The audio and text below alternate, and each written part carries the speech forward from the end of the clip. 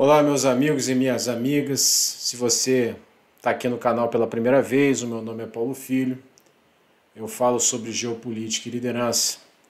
Eu resolvi fazer esse vídeo hoje para tratar brevemente de um assunto muito surpreendente, de um fato surpreendente que aconteceu essa semana e que está sem dúvida relacionado à guerra da Ucrânia. Eu estou falando das 3 explosões que ocorreram no Mar Báltico, no fundo do Mar Báltico, causando danos, causando vazamento de gás nos gasodutos Nord Stream 1 e 2. Esses gasodutos eles transportam o gás russo da Rússia para a Alemanha. O gasoduto Nord Stream 1 estava em funcionamento, seu funcionamento foi interrompido completamente recentemente pela Rússia em razão da guerra da Ucrânia, e o Nord Stream 2, apesar de pronto, nunca foi colocado em funcionamento justamente por causa da invasão russa à Ucrânia.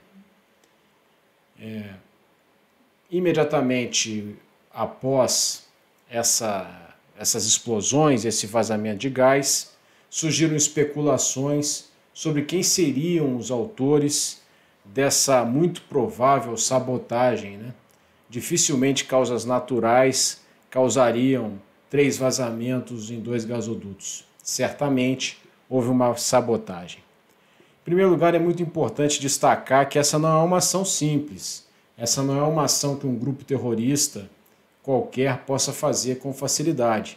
Essa é uma ação para profissionais, para militares, para operadores especiais de marinhas ou de exércitos, aliás, de poucas marinhas e poucos exércitos no mundo. Imediatamente surgiram especulações de que a própria Rússia teria sabotado seu gasoduto. Essa ação aconteceu em águas internacionais, em frente a uma ilha dinamarquesa, mais ou menos entre a Suécia e a Polônia, mas em águas internacionais. A Rússia teria sabotado esse gasoduto, seu próprio gasoduto, para mostrar que não há volta, que não haverá fornecimento de gás para a Europa, pelo menos por esses 2 gasodutos, né, no inverno. Isso com a finalidade de desestabilizar ainda mais a economia europeia, infligindo danos em mais uma ação do que a gente pode chamar de uma guerra econômica. A guerra, como a gente sabe, não acontece só no campo militar. Acontece no campo militar, mas também no campo econômico, no campo político, no campo informacional, no campo psicossocial, em todos os campos que o Estado pode utilizar para atingir os seus objetivos, né, com a guerra. Mas a Rússia faria isso contra o seu próprio gasoduto?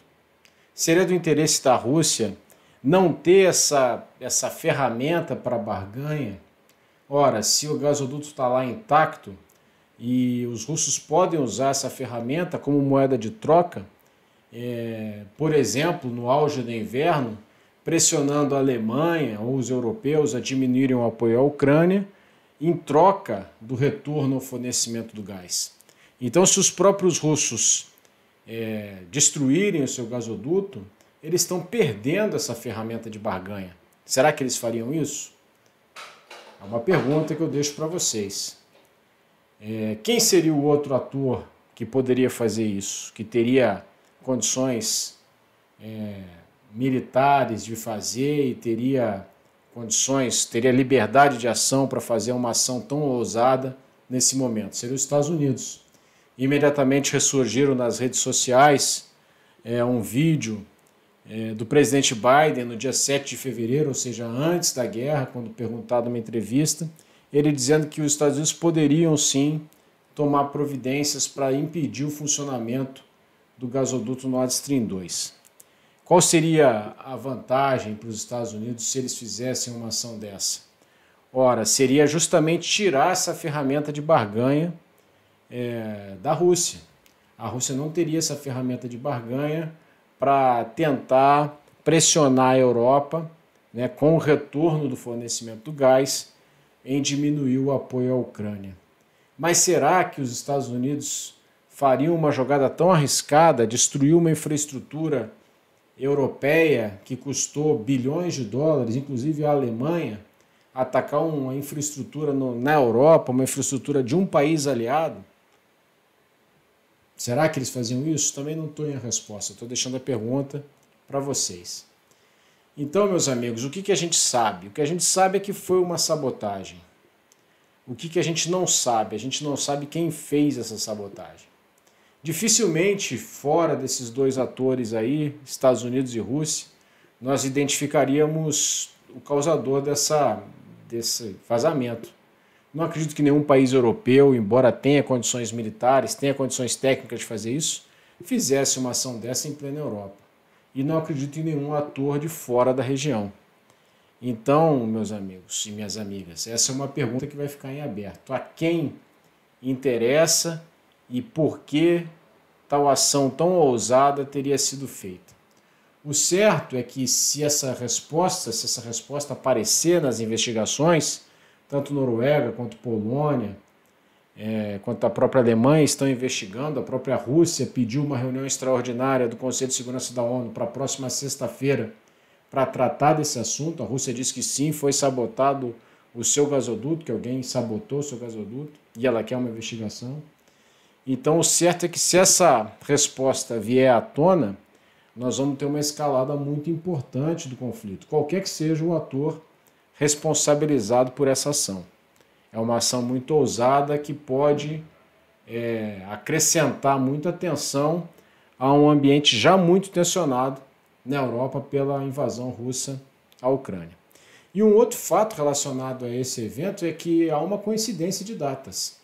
Essa ação aconteceu justamente no dia em que Noruega e Polônia inauguravam um novo gasoduto e que o primeiro-ministro polonês dizia que aquele gasoduto servia para diminuir a dependência da Europa em relação à Rússia. Então, uma outra vantagem que a Rússia teria em fazer a sabotagem seria mostrar para os europeus que ela fez isso uma vez, ela pode fazer de novo. Mas volto a dizer, volto a perguntar, será que os russos abririam mão de ter essa carta na manga, a possibilidade de oferecer o retorno do gás à Europa em troca de uma diminuição, por exemplo, do apoio à Ucrânia, ou em troca de uma pressão para que a Ucrânia concorde em aceitar um acordo de paz desvantajoso para ela? São perguntas para as quais eu não tenho resposta. Então, meus amigos, eu queria dividir com vocês essas inquietações, essas perguntas, para a gente meditar a respeito. E para encerrar o vídeo, eu digo que dificilmente nós saberemos agora, em curto prazo, quem foi o autor dessa ação. Eu acho que essa ação, nós só saberemos quem foi que perpetrou essa ação, se soubermos, no dia que essa guerra for história militar, daqui a algumas décadas. Tá bem, meus amigos? Então fiquem atentos aqui ao canal. Se vocês gostaram desse vídeo, por favor, deixem seu like. Acionem o sininho para que novos vídeos, vocês fiquem sabendo quando eu lançar novos vídeos. E convido vocês todos a assistirem as nossas lives semanais, nas segundas-feiras, à noite, às 8 da noite. Em princípio, toda segunda-feira eu faço uma live tratando dos assuntos geopolíticos mais importantes da semana. Então, até o próximo vídeo, pessoal. Tchau!